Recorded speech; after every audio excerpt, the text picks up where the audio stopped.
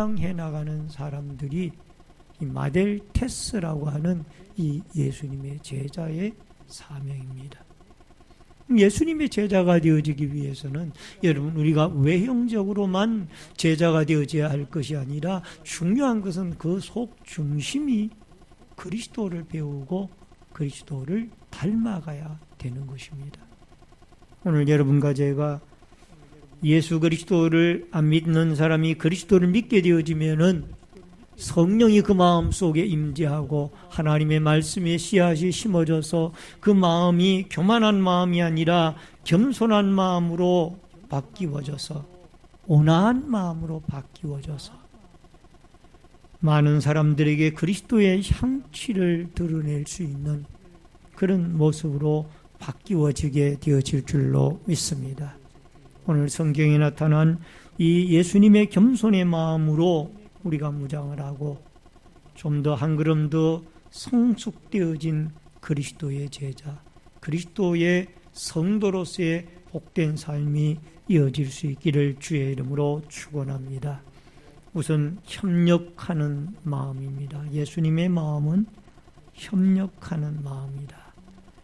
오늘 본문은 아닙니다만은 앞서의 장인 빌립보서 1장 27절에 보면은 이런 말씀이 나옵니다. 같이 읽습니다. 오직 너희는 그리스도의 복음에 합당하게 생활하라. 이는 내가 너희에게 가보나 떠나 있으나 너희가 한 마음으로 서서 한 뜻으로 복음의 신앙을 위하여 협력하는 것과 여러분 예수 그리스도의 마음으로 무장하되 먼저는 협력하는 마음이 예수님의 마음이다. 여러분 성도들은 천국의 시민권을 가진 사람들입니다. 그래서 이 땅에 살지만은 천국의 시민으로 살아가야만 합니다. 우리가 예배 때에 사도신경으로 신앙 고백을 하고 있습니다만은 그 고백 내용 가운데 성도의 교제가 있습니다. 여러분 교회 생활에서 성도가 교제를 이루어 나갈 때 서로 협력하여 하나님의 나라의 복음에 진전이 있고 또 하나님의 나라를 확장시키며 주의 몸된 교회 공동체를 세워나가는 아름다운 일에 쓰임을 받게 되어지는 줄로 믿습니다. 그래서 교회 내에 구역이나 기관이나 이 소그룹의 모임이 이루어져서 성도의 교제가 활발하게 펼쳐져 나가게 되어질 때 우리는 그 안에서 이 서로 협력하여 하나님의 복음을 위하여 전진해 나가는 역사를 일구어 나가게 되어질 줄로 믿습니다. 시편 133편 133편 1절에 보면은 보라 형제가 연합하여 동거함이 어찌 그리 선하고 아름다운고.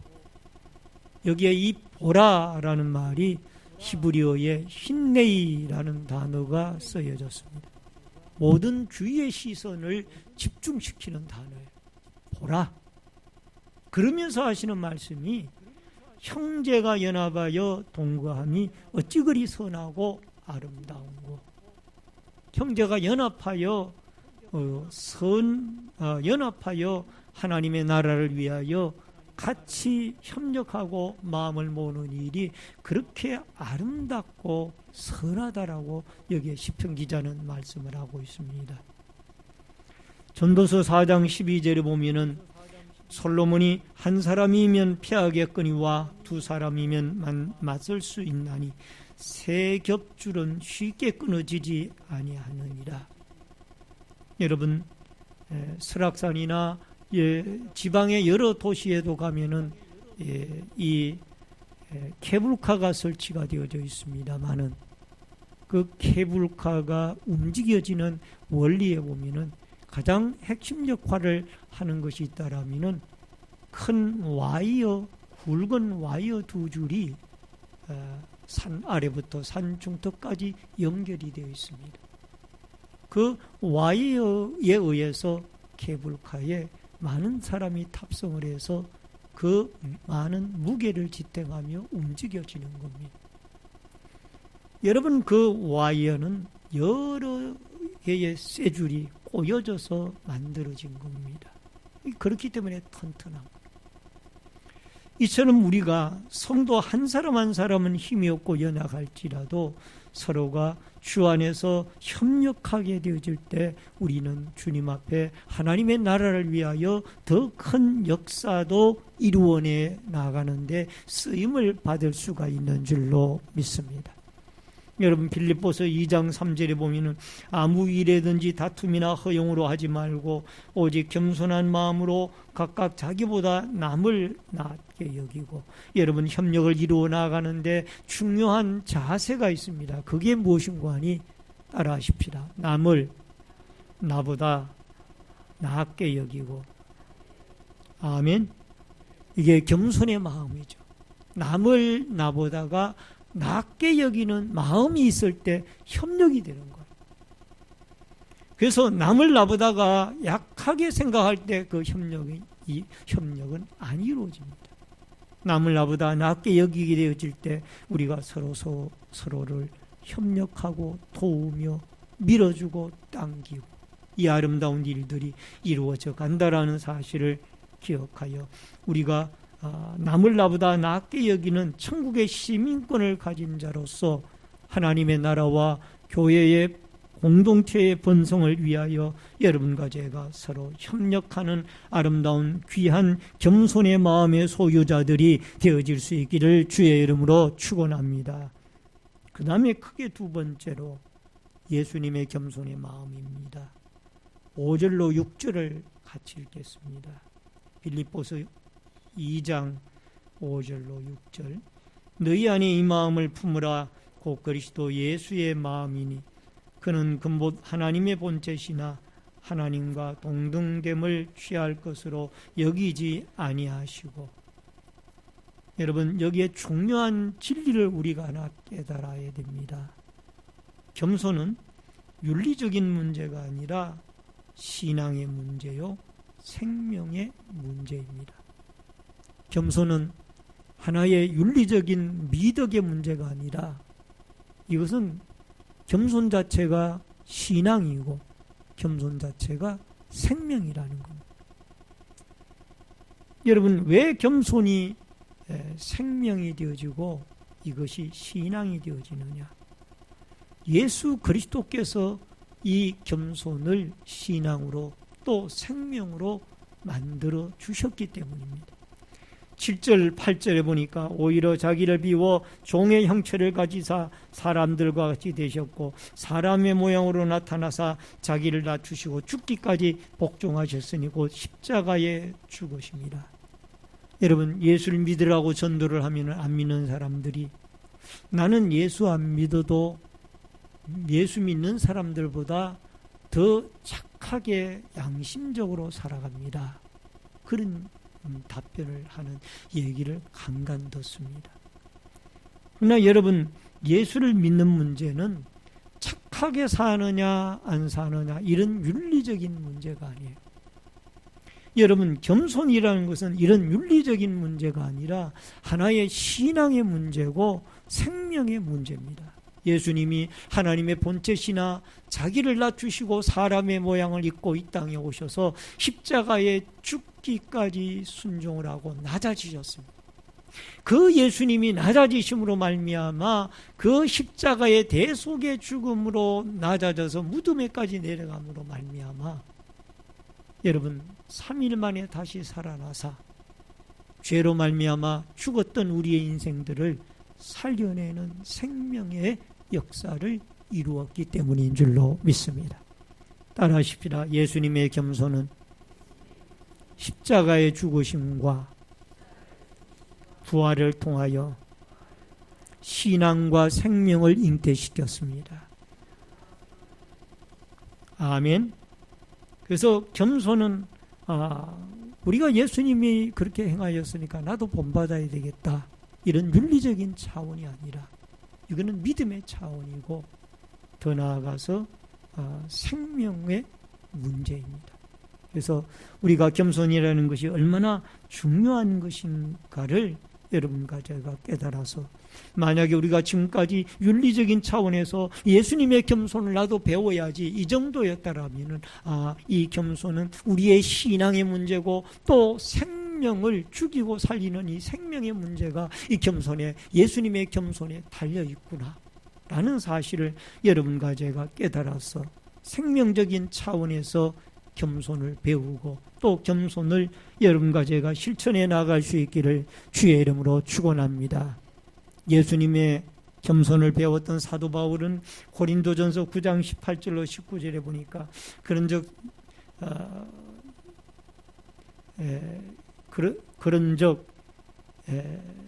내가 복음을 전할 때에 값없이 전하고 복음으로 말미암아 내게 있는 권리를 다 쓰지 아니하는 이것이로다. 내가 모든 사람에게 자유로우나 스스로 모든 사람에게 종이 된 것은 더 많은 사람을 얻고자 함이라. 여러분, 바울에게는 권리가 있었습니다. 복음의 권리. 이 복음의 권리라고 하면은 아까 서두에 말씀드렸던 이 제자 마델테스라고 하는 이 제자와는 다른 개념의 사도가 있습니다. 이 사도는 아포스톨로스라고 그러죠. 사도의 뜻은, 제자라는 뜻은 견습생, 배우는 자라는 뜻이 있고요. 이 아포스톨로스라고 하는 이 사도의 개념은 대리자라는 그런 어떤 개념이 있습니다. 하나님의 사신, 대리자. 그러니까 상당히 권세적인 면이 강조되어져 있는 그 호칭이 사도라는 호칭이에요. 그러니까 이 바울은 사도라는 호칭이 주어져 있음에도 불구하고 자기를 오늘 고린도전서 9장 18절 19절에 보니까 종이라고 표현하고 있습니다. 왜? 유대인들에게는 유대인을 얻기를 원했고 헬라인들에게는 헬라인들을 얻기를 원했습니다. 아마 그들이 유대인들에 가서 내가 유대인들보다 더 똑똑하고 가문이 뛰어나고 잘난 척을 했다라면은 유대인들이 믿고 따라올 사람이 없고 오히려 반발만 샀을 거예요. 헬라인들에 가서 내가 유대인의 베냐민 지파의 전통적인 바리새인의 가말리엘의 문화의 율법 교육을 받고 자랐다. 이것만 계속 강조를 하게 되어진다라면은 헬라인들이 아마 거부감을 느끼게 되어질 것입니다. 그러나 그는 종이라는 둘로스, 이 종이라는 표현을 쓰고 있습니다. 그 당시의 종은 우리가 생각하고 있는 노예 정도가 아니라 하나의 가제도구와 똑같은 홈이나 삽이나 괭이. 이렇게 그를 종으로 낮추어서 표현하였기 때문에 바울은 예수님의 겸손을 닮아 가는 곳곳마다 많은 생명을 얻었습니다. 수많은 결신자들을 얻은 것. 오늘 사랑하는 성도님 여러분, 우리가 겸손한다라면은 더욱 교회 안에서도 서로 겸손의 자세로 인사부터 하고 또 겸손의 자세로 상대편을 대하는 이런 믿음의 공동체가 되어져야 될 줄로 믿습니다. 여러분, 동네 병원이나 의원에 가보면은 어떤 병원에는 좀 불친절한 의원이나 병원이 있고 또 어떤 병원에는 이 의료진들이 상당히 겸손하고 친절한 그런 의원들도 있습니다.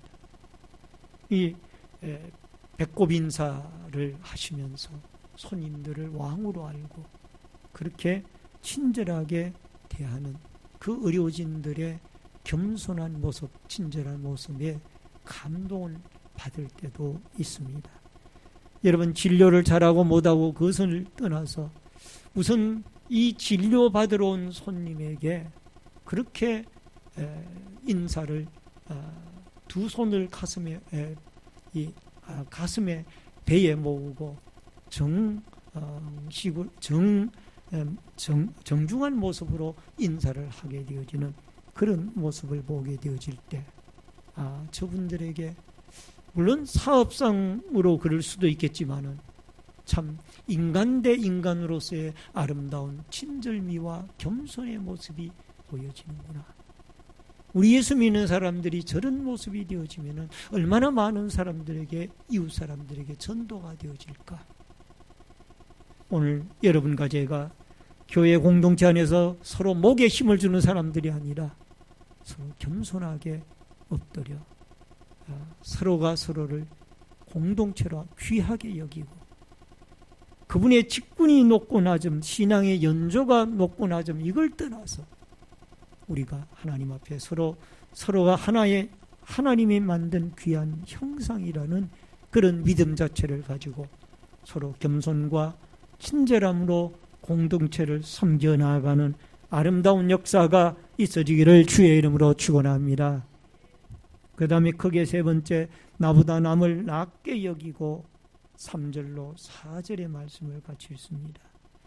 아무 일에든지 다툼이나 허용으로 하지 말고 오직 겸손한 마음으로 각각 자기보다 남을 낮게 여기고 각각 자기 일을 돌아볼 뿐더러 또한 각각 다른 사람들의 일을 돌보아 나의 기쁨을 충만하게 하라. 여러분, 겸손한 사람은 나보다 남을 낮게 여기는 사람입니다. 여러분, 나보다 남을 낮게 여긴다라는 것은 이웃의 가치를 인정한다라는 의미입니다. 예수님의 겸손의 교훈을 하면서 어린아이들을 내게 데리고 와라. 이런 어린아이들과 같이 마음을 갖지 아니하면 천국에 들어가지 못하리라. 아이들을 내세우면서 겸손을 교훈하셨습니다. 그리고 누가복음 10장 33절로 34절에 보니까 10명의 나병 환자가 예수님께 나왔다가 고침을 받게 되어졌는데 한 명만 돌아와서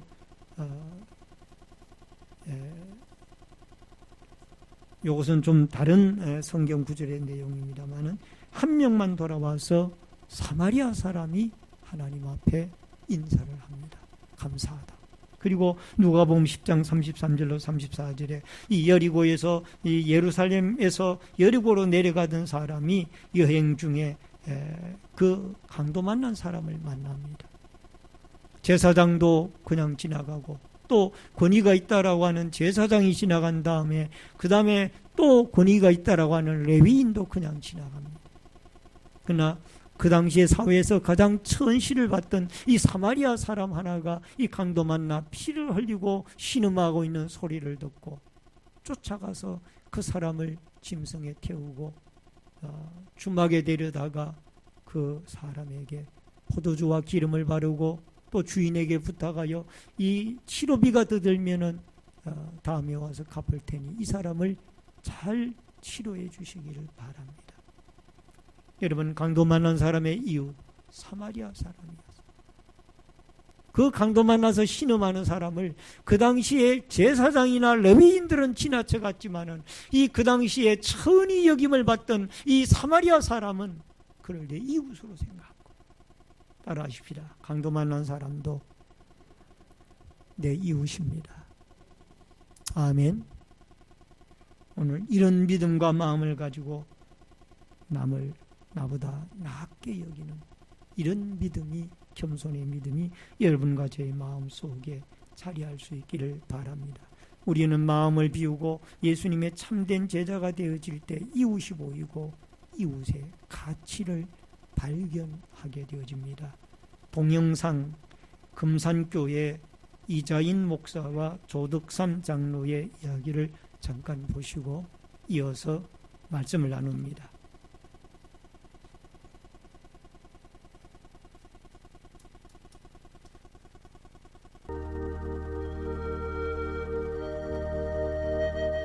전라북도 김제에 금산교회라는 기역자 교회가 있었습니다.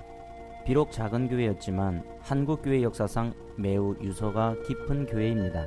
1905년에 설립이 된 교회는 조덕삼 장로님과 이자인 목사님의 아름다운 이야기가 지금까지 전해오고 있습니다. 경상남도 남해에 이자익이란 가난뱅이가 살고 있었습니다. 그는 너무 가난해서 어디 빌어먹고 살 때나 있나 하고 이리저리 떠돌다가 당시 부자들이 많이 살고 있다는 전북 김제의 금산리에 들어가게 되었습니다. 마을에서 가장 큰 부잣집을 사람들에게 물어 무조건 찾아가게 되었습니다. 그가 간 집은 머슴들에게 쌀밥을 주는 마음씨 좋은 조독삼 지배였습니다. 이자익은 그곳에서 마부로 일하기 시작하였습니다. 그러던 중 마을에 선교사가 찾아와 복음을 전하게 되었습니다. 조독삼도 이자익도 예수님을 믿게 되었습니다. 집안 식구들과 마을 사람들 몇이 조독삼의 집 사랑채에 모여서 가정교회가 시작되었습니다. 이듬해에는 조독삼과 이자익이 함께 세례를 받았습니다. 교회가 부흥이 되어 영수들 중에 장로 1명을 뽑는 선거를 실시하게 되었습니다. 후보는 2명, 조독삼과 이자익이었습니다. 상식적으로 주인이요 교회를 설립한 조독삼이 당선이 되는 것은 당연한 일이었습니다. 그런데 투표 결과 주인 되는 조독삼은 떨어지고 머슴인 이자익이 당선되고 말았습니다. 상전에다 15세나 연상인 조독삼은 낙방이 되었으니 큰일이 났습니다. 당시 풍습으로는 말도 안 되는 이야기입니다. 게다가 금산교회는 목회자가 없어 장로가 목회자를 대신해서 설교를 해야 되는 상황이라 더욱 큰일이 아닐 수 없었습니다. 교인들이 계속해서 술렁거리기 시작했습니다. 그런 위기 가운데 조독삼이 나서서 자신을 비우고 낮아진 모습을 갖추고 그 문제에 수습을 하였습니다. 그는 우리 금산교회 성도들이 참으로 훌륭한 일을 해냈습니다. 이자익 영수가 저보다 더 열심입니다. 사랑하는 성도 여러분, 이자익 장로님을 모시고 우리 잘해봅시다 라고 강력하게 말했습니다. 그 후 조독삼은 이자익 장로님을 평양신학교에 유학을 보내 목사 안수를 받게 하고 담임 목사로 청빙하여 잘 섬겼습니다. 이자익 목사는 장로교 총회장을 3번이나 지낸 유명한 목사가 되었습니다. 한편 조독삼은 그 후 장로 투표에서 압도적으로 당선이 되었고 유광학교를 설립해서 민족 지도자들을 양성하였습니다. 또한 그는 신앙의 유산을 물려주는 것으로 유명합니다. 아들도 장로, 손자도 장로가 되었습니다. 그 손자가 바로 고 조세형 장로 전 국회의원입니다. 이자익 목사도 훌륭하지만 조독삼 장로는 정말 훌륭한 분이라 생각합니다. 왜냐하면 예수님의 영성을 소유한 분이기 때문입니다. 낮은 자가 높아지는 법, 이것이 바로 낮아짐의 영성을 추구하는 그리스도인의 축복과 영광이라고 생각합니다.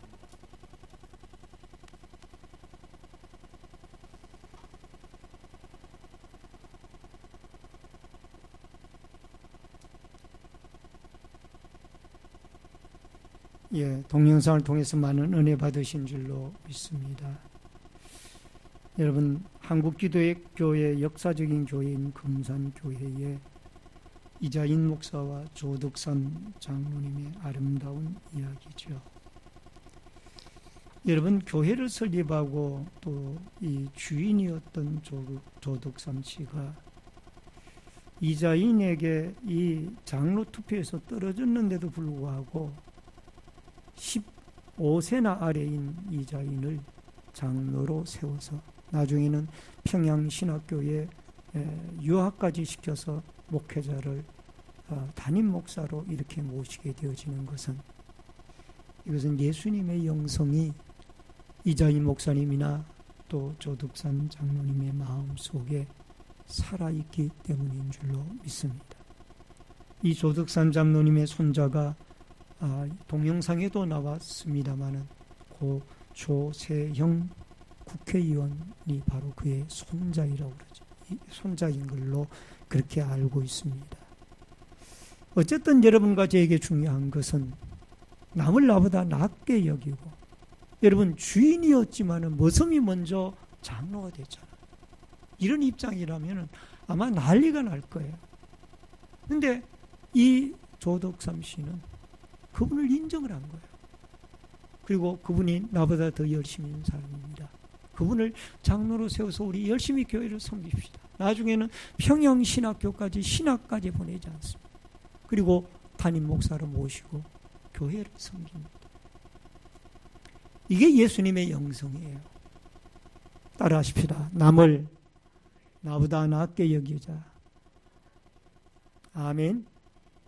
오늘 조독삼 장로님과 또 여기에 이자익 목사님과 조독삼 장로님에게 주셨던 예수님의 영성이 여러분과 저에게 충만할 수 있기를 주의 이름으로 축원합니다. 자기를 부인하는 마음, 말씀을 이 네 번째 말씀을 하고 말씀을 줄입니다. 7절입니다. 다 같이 읽습니다. 오히려 자기를 비워 종의 형체를 가지사 사람들과 같이 되셨고.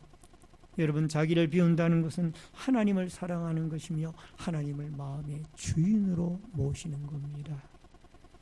자기를 내려놓는 훈련입니다. 여러분, 인간은 아담과 하와 이후에 끊임없이 바벨탑을 쌓아오고 있습니다. 이게 우리 속에 들어있는 죄성의 문제예요. 내가 남보다 높아지고자 하는 거예요. 여러분, 창세기 11장의 바벨탑 사건의 내용을 보면은 여러분, 우리가 하나님처럼 높아지자, 우리가 흩어짐을 면하고 높아지자, 그래서 쌓아진 게 바벨탑이에요. 하나님이 무너뜨렸죠. 언어를 혼잡하게 만들어요.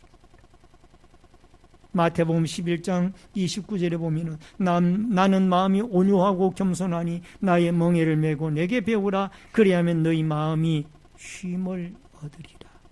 따라하십시다. 나는 마음이 온유하고 겸손하니, 이 예수님의 온유하고 겸손한 마음을 여러분과 제가 배워갈 수 있기를 주의 이름으로 축원합니다.